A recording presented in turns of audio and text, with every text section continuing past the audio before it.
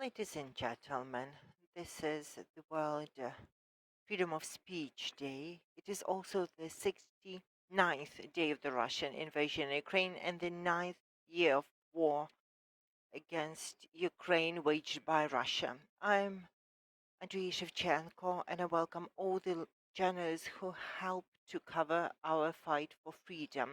Our next guest is Vadym Denysenko. We know him as the advisor to the Ministry of Interior of Ukraine, but today we'll see him in a different quality as the executive director of the Institute for the Future. The Ukrainian Institute for the Future has prepared a special report about the future, considering different scenarios, the way the war could end, the different ways Ukraine should rebuild itself, and what chances Ukraine should use to promote itself. Vadym Denysenko, you have the floor. So, the Ukrainian Institute for the Future has prepared a report, Ukraine 22, how to grab the chance to become a mighty country. We've lost many chances. We've lost our chance in 1893 when we didn't reform our country and kept living in a post-Soviet state. We lost the chance in 2004 when we could have stood on the European path. We lost the chance in 2014 when we could have reloaded the country altogether. Now we don't have the right to waste another chance that we will be given by history. A lot is being said about the Marshals Plan for Ukraine, and many started trying to divide up the 100 million that we haven't received yet.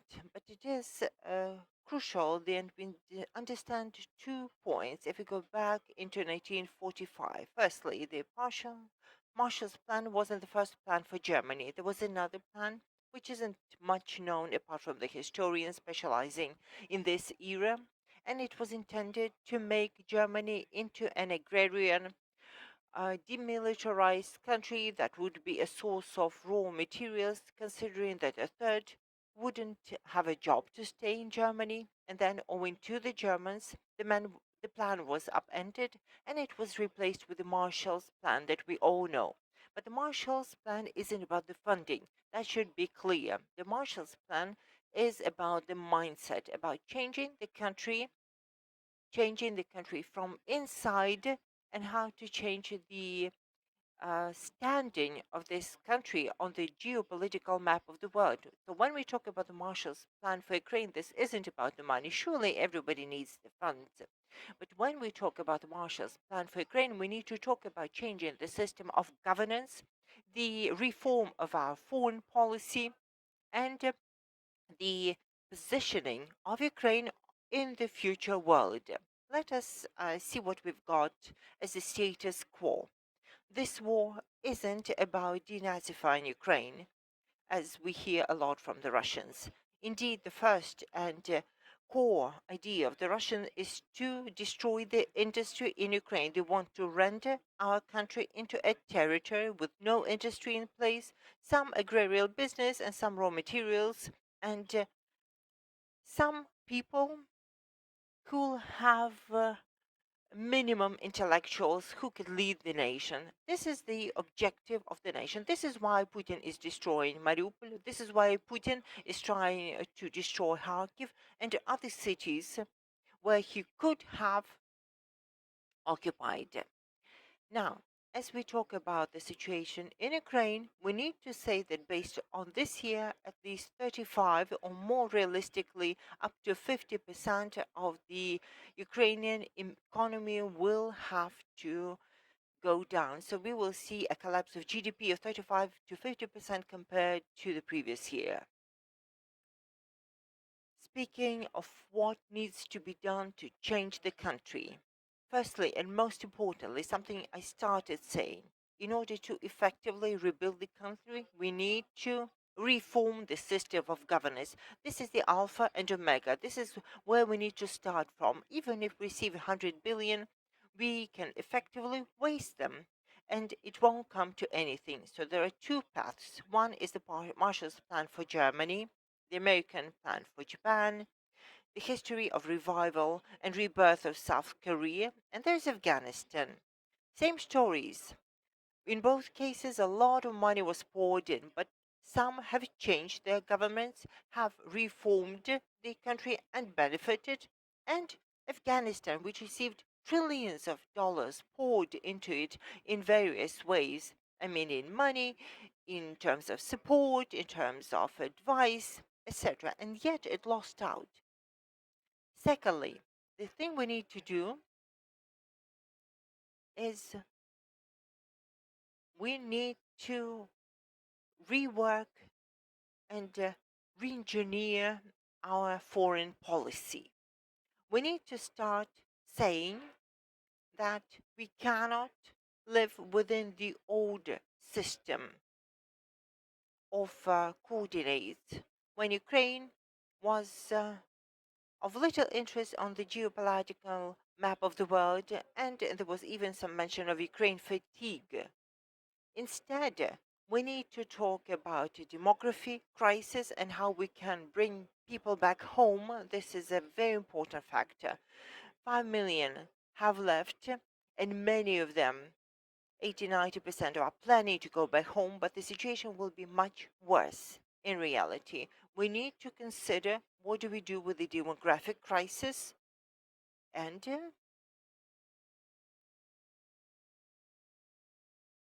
these are things that we need to start considering and contemplating now, because it's going to be too late when the war ends. You may say we are crazy when we talk about rebuilding the country while the war is still raging, but we need to talk about the rebuilding as we fight in the front, because afterwards there'll be too little time for that.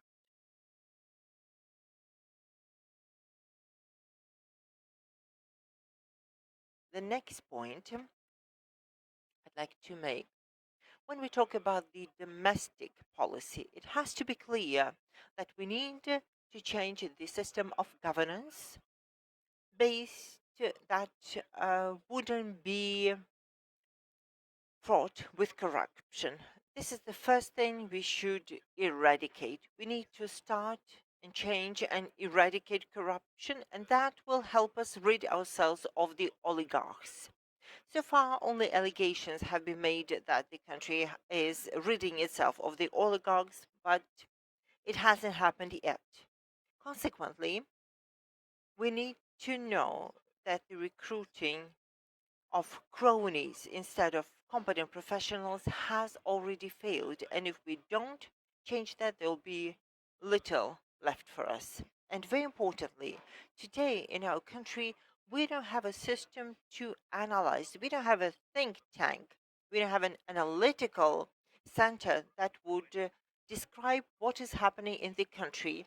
We have some sporadic knowledge about different domains, but we don't have an integral, comprehensive picture of the Ukrainian economy, of the social Ukraine, of the political Ukraine. We don't have an analytical think tank that would pull all the knowledge together and be able to present it. So, in principle, as we talk about the action plan, we need to do the following. We need to introduce a new political system, a new system of communication in the society, a novel economy, and a novel foreign policy. Talking about a transitional period, a lot say that as soon as the war ends, when the Marshals Law is lifted, we need to have the elections, we need to relaunch all the governmental institutions, and that is going to solve it all. We disagree. We believe that you cannot transition to democracy after the state of war. We did it in 91, 2004, 2014, and there were new politicians who came into the government, and we have what we've got. It is what it is.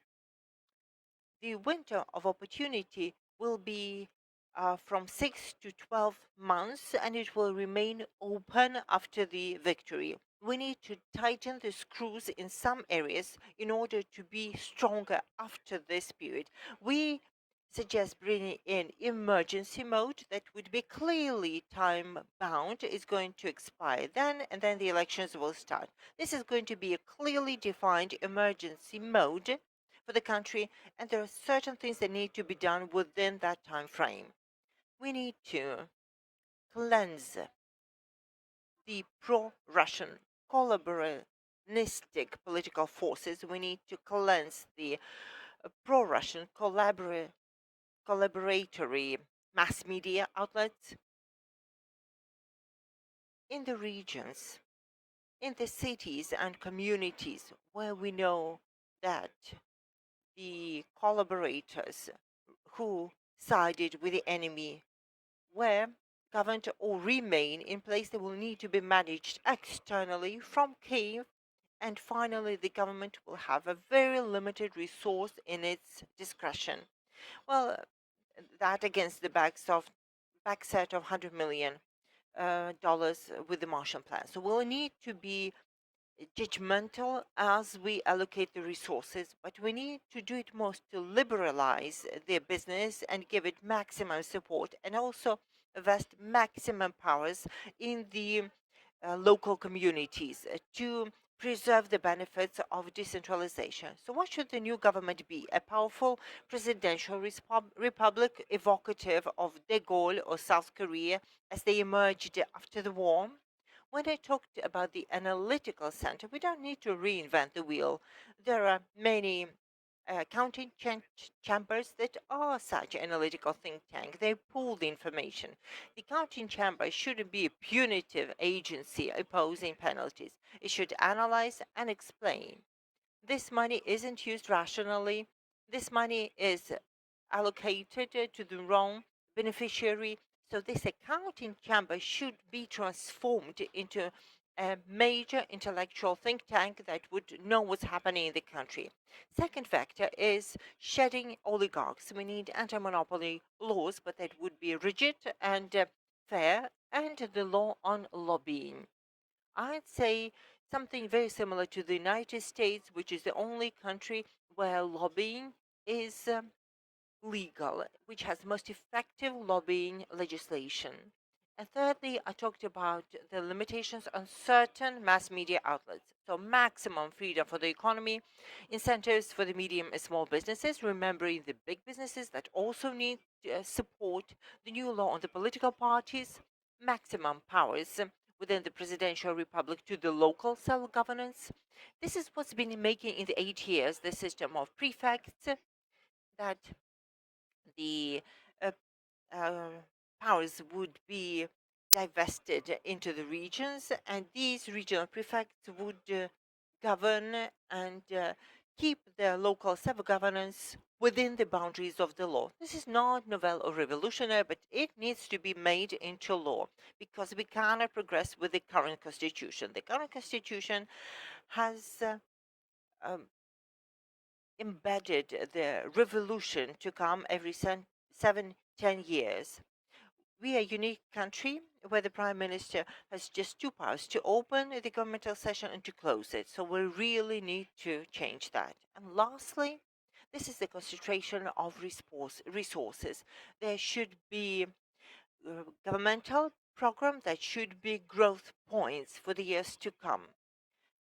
Usually, a minister of economy would come in, seek some growth points, promise a miracle. Surely, a miracle didn't happen in a year. The program was shut down and nothing happened. A growth point is when you invest now and they start paying off in 5 years down the road. In 5 years down the road, they begin to pay off the profit. Now, let's talk about the scenarios for the war ending. Let me say that we had a lot of debates and we decided that we would not write scenario for the complete victory where we regain the borders of 2014. The likelihood of that is still very small, but there are four scenarios. The first, after the big battle for Donbass, which is not won by either war, we transition into positional war. Ukraine remains within its borders of 24th of February. The second scenario, after the major battle for Donbass, the Russian Federation entrenches in the newly gained territories. A certain agreement is made. The war transitioned into the positional or frozen phase that will last for 2 to 6 months. The Russian will try to capture the territory along the Dnieper, create a land bridge to Moldova that's from 6 to 18 months, and after the big battle for Donbass, Russia Federation tries to capture the entire territory of Ukraine and topple the government. That would take several years. Still believe that the first or the second scenario are most probable, and based on them, we propose the following objectives for Ukraine. So, to talk about foreign policy priorities, these would be drawing a peace treaty in whatever shape or form it might come. It's hard to come. The uh, judicial persecution of Russia, search for resources, the Marshall Plan, the adaptation of the sanctions policy, because sanctions are needed so that we could use the sanctions for our own benefit. Sanctions should not be aimed against Russia, but they should be aimed for the benefit of Ukraine. And we should work with the diasporas and bring our refugees back. We will have a lot of people remaining in the European countries. Until now, we've never used diaspora as a political tool in other countries. We will need to create a ministry for the Ukrainian diaspora, but it's again a debatable issue. What are the key points of the peace treaty with Russia? Firstly, whether this peace treaty will limit the development of the armed forces, the security guarantees given by external players, and the guarantee mechanism. It's very important to make sure the international security safeguards are clearly worded and have legal force and are legally binding, and whether this will impose any limitations in foreign policy. Any limitations are unacceptable for us. So these are the three pillars of a upcoming peace treaty. These are key three priorities that need to be met. I'm not going to say much about the foreign policy that Ukraine needs to adopt. I need to say it needs to be pragmatic. So far, we've been very unpragmatic. We lived in our illusions of Fukuyama, who said that this is the end of Europe, liberalism wins, everything's going to be all right. Since 2014, we've lived the illusion that all will protect us because we are good. We've seen on the 24th that nobody believed in us in principle. So we have to be pragmatic and very clear about raising any questions, is particularly economic ones. If it benefits, we should strive as.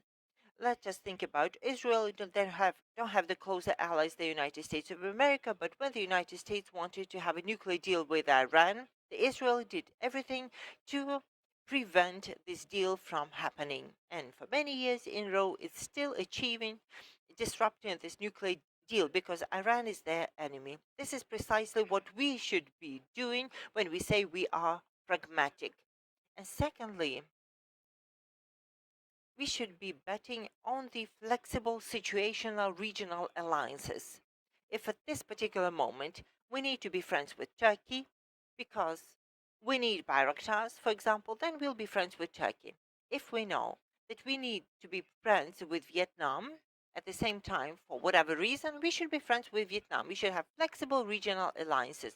This is where the future lies for the foreign policy of the entire world. We can't say we should be betting on one player. That is a sure way to lose. Now, let's talk about democracy. This is one of the key stakes. Over 5 million Ukrainians have left their homeland. There are 5 or 6 million, up to 7 million internally displaced people within the country. Vast infrastructure has been devastated, and at best, half the people are going to go back home. So we need to make it clear that we are now entering a major demographic crisis to do with the outflux of young people, and many children will not come back, those that had to make the new generation of Ukrainians. Moreover, the next major challenge for Ukraine will be about shortage of labor and change of the labor market, the economic crisis. The GDP is going to drop by 35% as a minimum this year.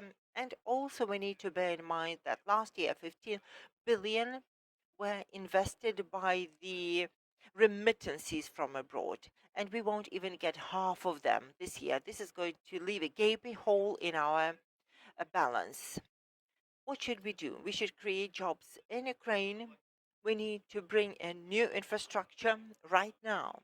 We need to be seeing that we are going to see a very different country geographically. Let's say Chernihiv, 280,000 population. Now, according to the mobile operator data, it's 87,000 only. Considering that Chernihiv is now livable, people could be going back to Chernihiv, people could be going there, and people are not going back and are not wanting to go. And there'll be many towns like Chernihiv. There will be gaping shortages in some regions and demographic bubbles in others. No one is dealing with this seriously. The country is saying we'll buy 100,000 apartments and give them to the IDPs. That's fine, but we are buying at the apartments without understanding the jobs that will be open, where these people will need to go to work or study. We need to predict the migration flows. And lastly, Ukrainians abroad should be the lobbyists of the Ukrainian national interest, and they should be our investors too. What shall we do to bring people back to their homeland? It should be the program for people to acquire a new vocation or profession. There are many professions that were needed before, won't be needed any longer now after the invasion, whilst the new ones will be in demand. People need to be retrained. There should be a program, Work and Live, where the government co-funds the residential construction, and it should be linked to the key manufacturing facilities. We need to build new manufacturing enterprises. This is the main KPI for the government. The state support, creation of jobs, these are the alpha and omega of everything. The remittances should be invested into the country. We should think how they can be used as investments, not just remittances, because we won't be seeing as many as before, but they should be um, investments, diaspora as lobbyists, and a new migration policy. We need to think hard who needs to be brought back into Ukraine. I'm not going to go into the legalities of the return of the Russian assets. There are three ways to reclaim the Russian assets and funds frozen in the world, but just one point I'd like to make. This is work cut out for a decade. 5 years optimistically, and realistically, it's 10 years effort. The Ministry of Justice, perhaps, or other agency that will be responsible for it should have the task force, and the lawyers should know that they have a work cut out for 10 years to come. This is very important because we want to deal with everything right now, but that's not just feasible.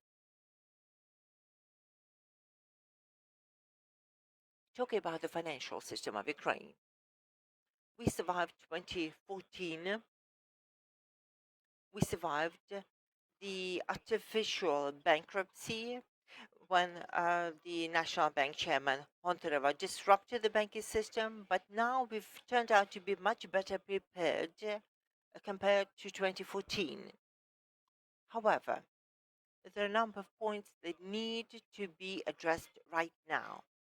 Firstly, it's the cashless payment infrastructure. The million of people who relocated to the western part of Ukraine have experienced having bank cards, having money on them, but they couldn't use them to pay. This was a major issue for a while.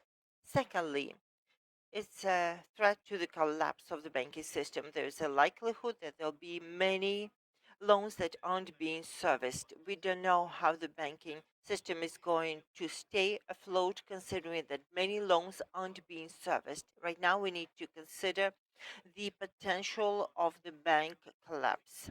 And we need to have a strategy to manage the bad loans. In 2014, there was uh, an option how to do it, like the bad debt servicing, but the chairman Hontarova destroyed the banking system at the time, and that found us unprepared. We need to talk about the mortgages, and the government should help people take mortgages. We'll need to bring in the foreign financial institutions to help us do that, and that program needs to start right now. And we need to do it all to restore our exports. One of the key plights of Ukraine is that the seaports are blocked and we are not exporting much. The exports have shrunk drastically compared to the previous year. We're only exporting through the western border and we're exporting through the Danube ports. Currently, there are two issues in the Danube ports: the strikes at the railway bridge, which you must have heard of, and secondly, it's a corruption scheme. Let me explain that reloading the cargo 2 months ago cost $5, and then it hiked to $12, and then it was in Europe, so now it's €20. Just to give you an understanding, it's more than 4 times as much to pay for reloading the cargo at the Danube ports, for the very simple reason that people are profiteering. And this is something we need to counteract.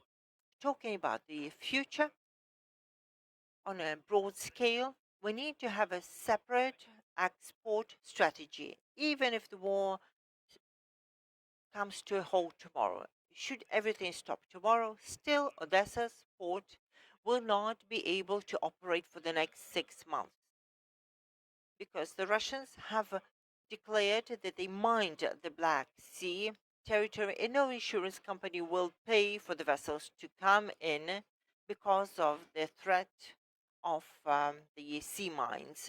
So we need to develop the export strategy, and the Bank needs to play a decisive role that has to work with the export agency to promote Ukrainian exports. To give you an example, we analyzed 4 countries: Syria, Iraq, Bosnia and Herzegovina, and Yemen after the war.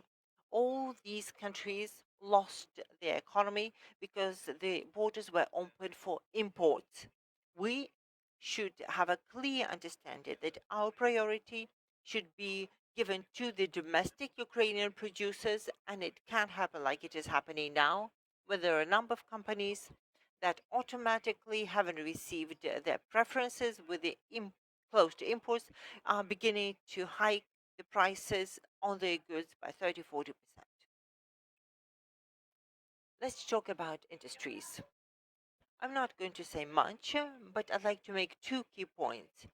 The key performance indicators for the state should be developing the industry. We will not see the economy as it existed before the 24th of February. It is a remaining Soviet economy which has become obsolete. We just use the momentum of that obsolete economy. We need to relinquish it and develop the economy for 2050 and find the place for Ukraine to belong there. Its export, one of the key drivers, manufacturing foodstuffs, whether we like it or not, but this is the fundamental driver for the country.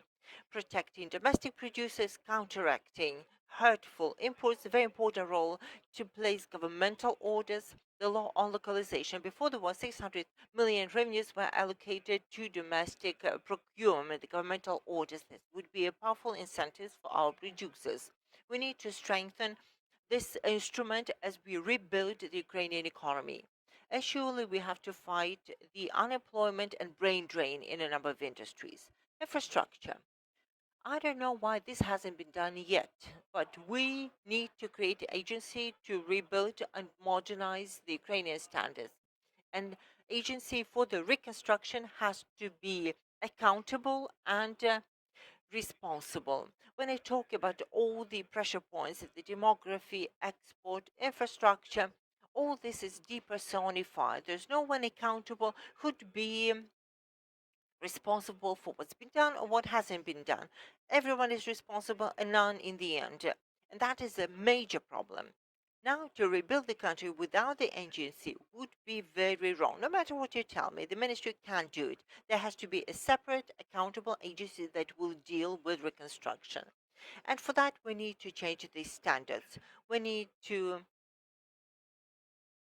rethink the construction standards and all the other standards. We add demography. To give a classical example of Chernihiv, and this is a classical example of demography changing, we can try to revitalize it or just exacerbate the crisis if we do nothing. So, if we speak about the following, the food security, the agrarian sector, the key problem is that many make populistic claims that we need to support the small scale producers. If we do support the small scale producer, we will kill the medium and the large manufacturers. We need to have a program to cater to all of them, big, medium, or small. And priority, one of the priorities, to be clear, should be given to give subsidies for livestock production. Without the livestock production, we will remain a source of raw materials. The stories that Ukraine can make pasta is a lie. We won't have a competitive advantage if we start making pasta because Italians will get ahead of us. If we build the model of Brazil in the center of Europe and be a big cluster in the world to make protein, make the protein goods, then we can win. But this is a long-term investment. This is a growth point that I was talking about. We invest now, and 5 years down the road, we'll see the tangible results. And that has to be made crystal clear now. And finally, the last point I would like to make is that Ukraine needs to turn into the knowledge intensive economy. I know I'm going to evoke criticism, but I believe we need to make a few important steps. Break down the Ministry of Education and Culture into the Ministry of Education and one for culture. And laws need to be enacted for that to happen. Secondly, we need to close the Academy of Sciences the way it is, convert it into an agency for science, and bring together science and business. And we need to rework the way the academic studies are done at the university, who should be the centers of knowledge and learning. We are now preparing the second part of the humanitarian plan for the Marshals Plan that will go about the educational policy, humanitarian policy, policy of memory, and a number of other policies. Thank you, and I'm ready to field any questions that you may have.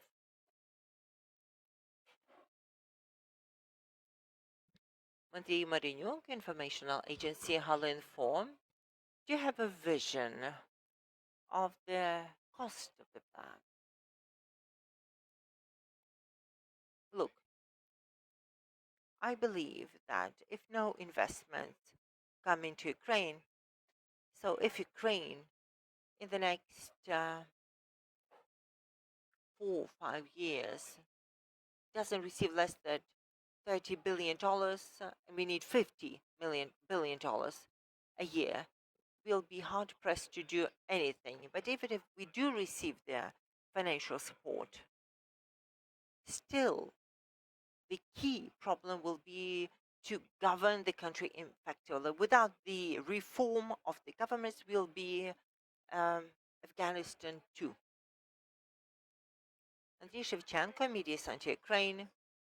Amongst the scenarios to complete the war, you didn't discuss the most desirable, victorious, most optimistic scenario. If we consider that, what prerequisites are needed to make this victorious scenario a reality? I believe that this is the death of Putin. That's first prerequisite. And secondly, it is a very serious undermining of the Russian economy. That is theoretically possible only when these two prerequisites are met. Lech Chaplinsky, assistant to the journalist of New York Times, tell us what should we expect in Ukraine this summer, what the atmosphere shall be in Ukraine. Look, we know that very intensive hostilities are raging, and their outcome so far remains unpredictable. Given that intensity fighting, they cannot last long, that is clear as well. So the key matters that we don't have the answers to are: will Putin declare the general mobilization? A lot will rest on that. And if he does announce the general mobilization, how will the Russian society take it? Currently, if we consider the sociological polls, the Russians want to consider the war through their TV sets, but are not ready to fight the war. There are about 10% of people who are saying, and you can hear it from the elder people who saying we are prepared to go and fight. So we don't know how the society is going to take the general mobilization. And thirdly, we don't fully understand how serious resources, I mean the technical resources, Russia still has to replenish its military armory. And also the problem with the economy. We know that as of now, the Russian Federation, objectively speaking, well, what has it done in the last 2 weeks? Firstly, they've started communicating openly to the Russian people that they are going to face economic trouble. This hasn't happened before, but last week the Ministry of Finance of Russia made a statement saying that they will have 20% inflation and they will have a GDP fall up to 12%. The Central Bank of Russia made a statement saying bluntly that she doesn't know what is going to happen at the financial market of Russia. She said it could be extra bad or not bad. And these are very important things to see. They're preparing their people for the long haul. Secondly, a point to be made by the Russian Federation. They're now seriously discussing the 4-day working week, and that indicates that they're facing grave issues with the unemployment. And thirdly, with the number of progress, they're beginning to pour money into the economy. But at the same time, speaking of the reserves of the Russian Federation, the National Well-being Fund is $12.6 billion worth, to give us an understanding that oil costs about $73. Of them, 44 go into the budget. Everything above goes to the National Welfare Fund. So as long as Russians can trade oil, they will have enough cushion of the financial security. For the sake of the journalists coming to Ukraine from abroad, what would you recommend? What topics should they be following? As for the hostilities, what geography should they focus on, apart from the great battle for Donbass that you've mentioned a number of times? Perhaps some economic or social domains or political developments that the journalists should be following these days. What topics could be of interest to the foreign audiences? This is the food security for sure, everything to do with the exports of Ukrainian grain and the conduct of Russia on the occupied territories. And that is destruction of the grain silos, theft, etc., pillaging. So it's very important to understand the grain wars waged by Russia, or the food wars waged by Russia against Ukraine. Speaking about the hostilities, it's very important to know what's going to happen in the south: Mykolaiv, Zaporizhia, Kryvyi Rih. So far, we don't understand what's happening in the Transnistria, or rather what's going to happen in Transnistria. To speak about the military capacity of the Transnistria to launch an attack into Ukraine wouldn't make any sense. Whilst Ukrainian Mykolaiv stands and Odessa stands, it doesn't make any sense to launch any such incursions. But you need to follow what Russia does in Transnistria and perhaps in Moldova. We need to understand that Moldova comprises three parts. We usually talk of two parts: Chisinau, controlled territory, and Transnistria. But there's a third part, and this is Gagauzia. Gagauz territory. It's adjacent to Ismail territory of Ukraine, and importantly, this is an incredibly pro-Russian enclave, just as pro-Russian as Transnistria, with a very serious impact of the Russian Orthodox Church. So here you need to be following what is developing in Moldova.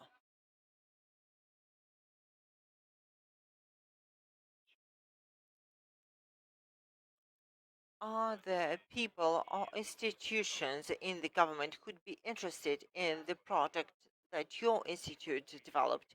Do you see any potential partners, clients, consumers of this project in Ukraine or abroad? Have you made any contacts or are you seeking them? Now the government has set up a group that is creating a similar project.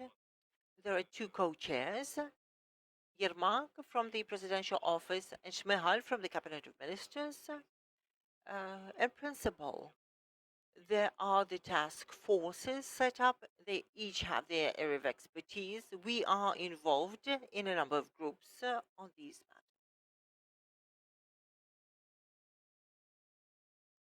And my last question. It appears that Ukraine export potential and everything linked to it are one of the key challenges for the years to come. Do you have anything to add apart from what you mentioned in the presentation? How can Ukraine tackle this challenge? It's a matter of organizing the effort. We need to have a clear model of responsibility for exports, starting with the export agency, Ukr-Eximbank, and down to the infrastructure for export, because infrastructure isn't just rail and ports. In the creation of the dry docks at the border, at the western borders of Ukraine, it is also about working with insurance companies. It's a massive effort. It's a whole mechanism that should be put in place. And I think someone needs to take the ownership for that. Currently, no one is taking personal ownership for export. Nominally, it's the Ministry of Economy responsible for it, but in real terms, we don't know. Thank you. Thank you all.